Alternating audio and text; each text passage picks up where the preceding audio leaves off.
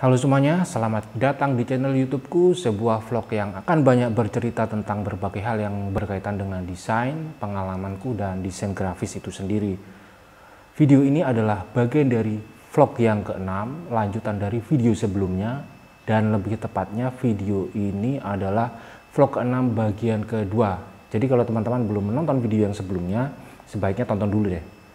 Kemudian sebelumnya saya mohon maaf kalau di video sebelumnya bersambung, soalnya pas lagi recording tiba-tiba saya sudah mulai dengar sayup-sayup suara azan subuh.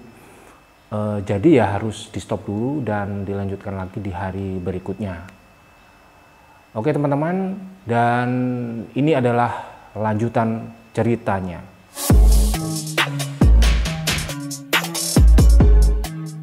Jadi yang sebenarnya Pak Ros katakan itu bukan redesign, tapi makeover. Tapi tentu saja saya paham kenapa beliau lebih memilih menggunakan istilah makeover daripada redesign. Tujuannya adalah supaya kami tidak terlalu merasa tertekan atau bahkan stres sebelum ataupun di saat kami mulai mengerjakannya. Ya boleh dibilang ini semacam permainan kata-kata aja.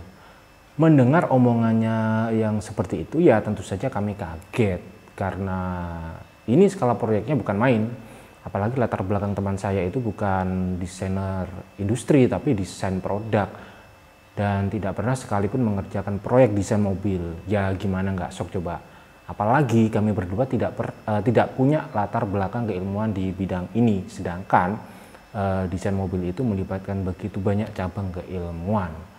Akhirnya kami minta izin ke Pak Ros untuk diskusi dulu. Karena apa yang sudah kita bicarakan pada saat itu sudah di luar rencana awal, dan kalau tidak salah pada saat itu sudah masuk waktu zuhur. Jadi sambil berjalan menuju masjid kami berdiskusi. Sebenarnya bisa saja kami meminta waktu beberapa hari untuk memikirkannya, tapi karena terbentur dengan kondisi keuangan kami yang cukup mengerikan, akhirnya bagaimanapun caranya harus bisa kami bereskan pada hari itu juga dan deal pada hari itu juga. Sebelum meeting sesi kedua dimulai, kami mendiskusikan masalah harga atau tarif yang sudah pasti harus dinaikkan. Ya, ada banyak hal yang benar-benar harus dihitung kembali, akan melibatkan berapa orang, butuh waktu berapa lama, dan seterusnya, karena proyek ini bukan lagi sebuah proyek animasi 3D tapi proyek redesain mobil nasional. Dan akhirnya tibalah saatnya kami menghadap Pak Ros dengan revisi penawaran setelah jam istirahat untuk sholat zuhur dan makan siang. Ya, dengan rasa takut dan ragu kami pun memberanikan diri mengajukan revisi penawaran. Kemudian terjadilah negosiasi harga.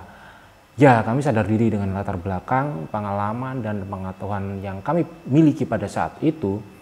Kami belum merasa pantas untuk mengajukan tarif normal untuk meredesain mobil. Ya kalau misalnya kami sudah punya cukup pengalaman mendesain mobil, tentu kami berani mengajukan tarif yang normal. Tarif yang kami ajukan tentu jauh lebih murah untuk ukuran proyek redesain mobil. Namun bagi kami pada saat itu, harga yang kami ajukan itu sudah tergolong cukup besar, dan pastinya tidak lupa kami ajukan pembayaran yang dibagi menjadi beberapa termin di dalam revisi proposal tersebut. Karena setidaknya sebelum kami datang untuk kedua kalinya ke PT Inka, kami sudah memiliki sejumlah uang dari pembayaran tahap pertama. Setelah proses negosiasi selesai dan deal, kami diberitahu jika pada pertemuan berikutnya kami akan diperkenalkan kepada beberapa orang yang berkompeten di bidang industri otomotif. Katanya akan hadir beberapa orang penting, dan kami diminta untuk mempresentasikan konsep awal yang kemudian kami pasti akan menerima banyak masukan, saran, ataupun arahan dari para ahli tersebut. Dan gak terasa hari sudah sore dan rapat pun diakhiri. Saatnya kami pulang kembali ke Surabaya. Waktu itu kalau tidak salah sekitar pukul 5 sore, dan kami berdua berdiri di depan gerbang PT Inka menunggu angkutan umum untuk menuju terminal bus. Setelah 15 menit kami menunggu, tidak terlihat satupun angkutan umum yang terlihat. 30 menit kami menunggu, masih belum kelihatan juga satupun angkutan umum. Disinilah kami mulai was-was. Wah, ada yang nggak beres nih. Karena sudah mulai curiga ada yang nggak beres, saya menghampiri seseorang yang tak jauh dari tempat kami berdiri. Saya tanya, "Permisi Pak, selama 30 menit saya di sini kok saya nggak kelihatan satupun angkutan umum ya?" Bapak ini justru balik tanya, "Loh masnya ini dari mana?" Saya jawab, "Dari Surabaya Pak." Kemudian bapak ini ngomong, "Loh Mas, kalau di sini lewat jam 4 atau jam 5 sore angkutan umum memang sudah nggak ada, sudah nggak lewat." Dalam hatiku, waduh gimana ini, lokasi terminal bus pun juga tergolong masih cukup jauh. Akhirnya kami terpaksa jalan kaki menuju terminal, gak ada pilihan lain. Hari sudah mulai gelap, tapi kami belum juga sampai di terminal. Temanku mulai curiga dan dia tanya ke aku, "Memangnya kamu tahu jalan menuju terminal?" Aku jawab, "Enggak," sambil ketawa. Terus temanku tanya lagi sambil ketawa, "Lah terus gimana ini? Kita nggak tahu arah jalan pulang." Jawabku, "Ya yang penting kita jalan aja ke arah utara, wis pokoknya yakin." Setelah 10 menit kami berjalan, gak lama kemudian turun hujan dan kami pun berlari menuju tempat berteduh yang kelihatan dari kejauhan. Tempatnya cukup gelap, sepertinya itu sebuah warung yang kebetulan pada saat itu sedang tutup atau libur. Dan sambil menunggu hujan agak reda kami ngobrol macam-macam, ya seperti teman pada umumnya. Ketika hujan mulai reda, kami mulai melanjutkan perjalanan yang kami sendiri nggak tahu arah karena hari sudah mulai malam dan hampir gak ada satupun orang yang terlihat di jalan. Jadi kalau mau tanya arah ya bingung juga mau tanya ke siapa. Baru 5 menit kami berjalan hujan lagi dan kami pun kembali berteduh. Entah berapa kali kami seperti itu. Yang pasti pada saat itu hujannya cukup lebat dan beberapa kali kami salah jalan, sehingga kami harus kembali lagi ke arah sebelumnya. Mungkin sekitar 30 menit kemudian, tiba-tiba sebuah bus melewati kami. Wah, berarti sudah gak salah jalan ini. Beberapa menit kemudian, ada lagi sebuah bus melewati kami. Dan akhirnya terlihat terminal bus dari kejauhan. Akhirnya kami duduk di depan parkiran sepeda motor. Kami menunggu bus berikutnya. Seingatku saat itu sudah jam 9 malam. Bayangkan aja, keluar dari PT Inka jam 5 sore sampai terminal jam 9 malam. Seandainya saat itu ada akses internet, Google Map dan smartphone seperti kondisi pada saat ini, tentu gak butuh waktu lama kami jalan kaki dari PT Inka ke terminal. Akhirnya kami tiba di Surabaya hampir tengah malam. Ya, hari yang sangat melelahkan. Sambil menunggu jadwal meeting berikutnya yang seingatku dijadwalkan pada minggu depannya, kami melakukan riset, mencari tahu bagaimana caranya merancang sebuah mobil dan cabang-cabang keilmuan apa aja yang terlibat di dalam proses perancangannya. Dan setelah kami sudah mulai mendapatkan beberapa informasi awal tentang bagaimana cara perancangan sebuah mobil, kami cukup shock. Yang baru kami ketahui adalah apabila dalam proses desain sebuah mobil ternyata membutuhkan cukup banyak desainer. Sedangkan di revisi penawaran kami hanya menambahkan 1 orang desainer. Tapi oke lah, kami cari solusinya gimana.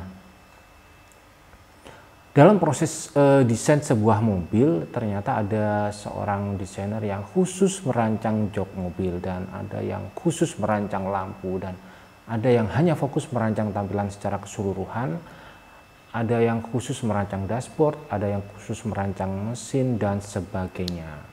Oke, kita tinggalkan dulu hal-hal yang bisa bikin pusing itu, dan lebih baik fokus merancang tampilan secara keseluruhan dulu, dimulai dari proses sketching. Kemudian tibalah saat pertemuan berikutnya. Kami berangkat pagi-pagi menuju Madiun dan masih naik bus antar kota. Sesampainya kami di sana, kami langsung diminta menuju ruang pertemuan yang berbeda dari sebelumnya. Pada saat itu seingatku Pak Rosdiatmoko tidak sedang ada di tempat. Jadi kami langsung didampingi oleh salah seorang stafnya sesuai instruksi Pak Ros. Oleh stafnya kami diantar untuk melihat langsung Mopnas Gea. Mobil nasional itu disimpan di sebuah tempat workshop yang sangat luas dan besar. Terlihat ada beberapa orang yang sepertinya sedang mengelas kerangka gerbong kereta api. Ya, PT Inka juga dikenal sebagai produsen gerbong kereta api. Jadi sebelum rapat dimulai, kami diminta untuk melihat-lihat dulu Mopnas tersebut, mulai dari tampilan luarnya hingga interiornya. Setelah kami tiba di salah satu ruangan yang terpisah dari ruang workshop, tapi masih berada dalam tempat yang sama, kami melihat sebuah mobil warna merah. Mobilnya terlihat sangat berdebu, sepertinya memang difungsikan sebagai display. Penasaran bagaimana penampilan Gea sebelum kami redesign? Coba teman-teman lihat dulu foto-fotonya.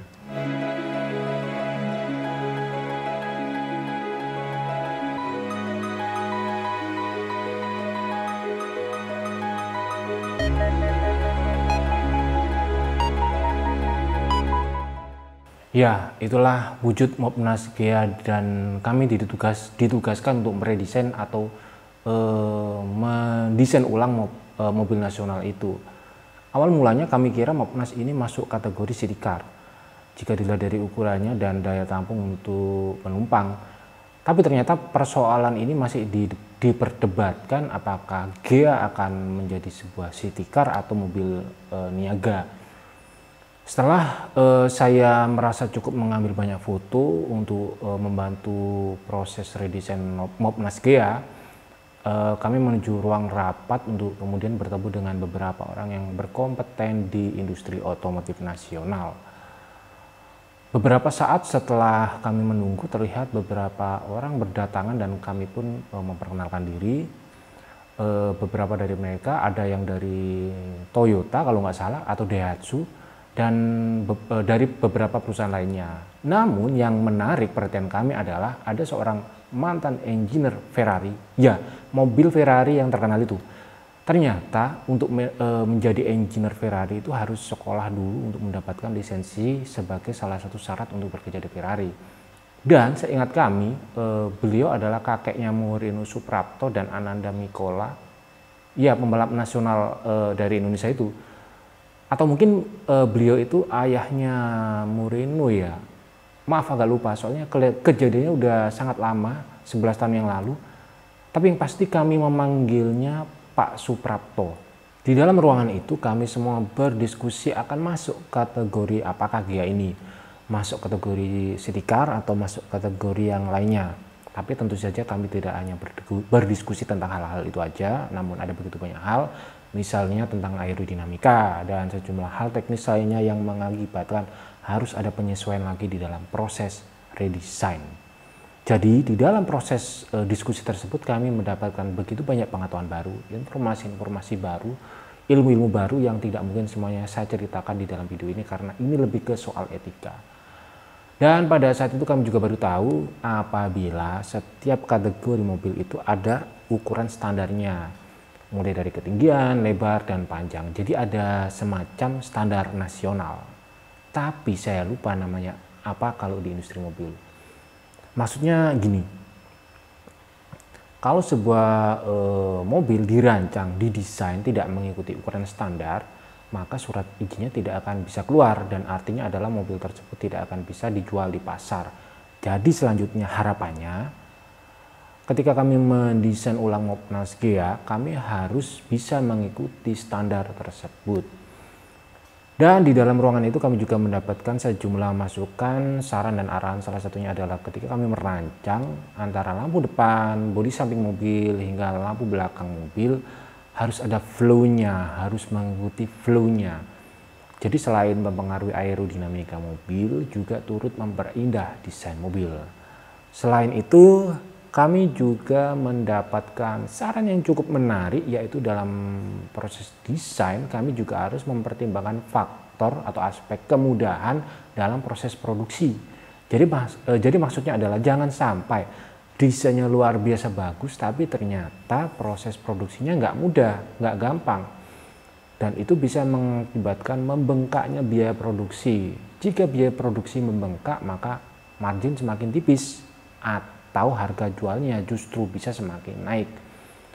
Total waktu yang dibutuhkan untuk menyelesaikan proyek desain ini tergolong cukup cepat untuk ukuran sebuah proyek desain mobil, karena kami menyelesaikannya dalam kurun waktu antara 7 hingga 8 bulan atau mungkin 1 tahun, saya agak lupa.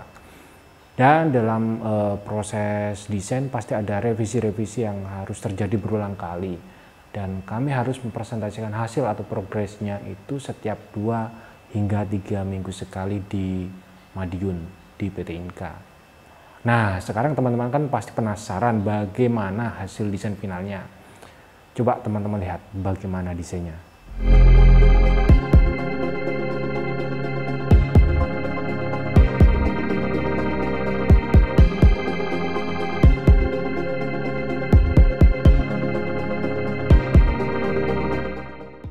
Jadi bagaimana menurut teman-teman untuk desain finalnya? Bagus atau jelek atau gimana? Atau ada saran, komentar, silakan gunakan kolom komentar ini ya. Oh ya, sebenarnya desain ini sudah saya publish di fordava.com, website studio desain saya yang sudah sangat lama tidak pernah saya update. Kemudian yang ingin saya sampaikan melalui video ini adalah, jika pada saat ini teman-teman yang menonton video ini sedang dalam kondisi terpuruk dan berada pada titik terendah, jangan berputus asa, jangan pernah berputus asa. Percayalah, Tuhan sedang menunggu doa-doa kita. Gagal itu biasa, sakit itu biasa, karena semua pebisnis pasti mengalami hal itu. Dan kalau tidak salah, silakan dikoreksi jika saya salah ya. Saya pernah membaca kutipan Pak Dahlan Iskan, kira-kira begini: jika ingin sukses, maka habiskan jatah gagalmu. Jadi maksudnya adalah, kalau teman-teman takut gagal, tidak berani mengambil resiko, takut mengalami hal-hal yang sangat tidak menyenangkan, sebaiknya jangan jadi pebisnis. Dan itulah yang disebut sebagai seleksi alam. Di antara 1000 orang yang berusaha, hanya segelintir saja yang sanggup bertahan. Maksud saya adalah, perbanyak ikhtiar, perbanyak berdoa, jangan berputus asa, dan serahkan semua yang sudah kita lakukan kepada Allah. Insya Allah cepat atau lambat pasti ada jalan keluarnya. Oke teman-teman, semoga semua yang saya ceritakan itu bermanfaat, dan terima kasih sudah menonton video ini. Kita ketemu lagi di video berikutnya.